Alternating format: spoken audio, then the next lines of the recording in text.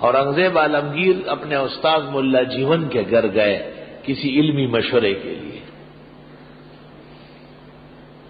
اورنگزیب نے استاد کو کہا استاد جی آج کھانا تو کھلائے اپنے شاگرد بادشاہ کو، دال کھا لو گے؟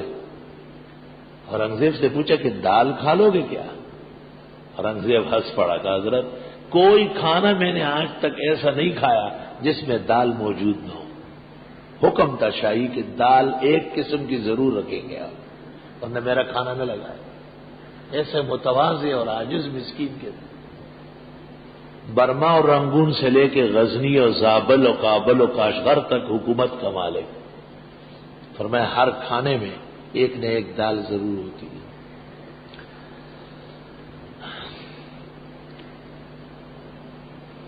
بعض مولوی صاحبان دال سے بڑے خفا ہوتے ہیں. اللہ تعالی حلال طریقے سے عزت کے ساتھ دال نصیب فرمائے تو یہ کئی مرغوں اور بکروں سے اعلیٰ و افضل ہے. وہ کھانا کیا جو ہماری عزت میں خلل ڈالے، اللہ اس سے بچائے.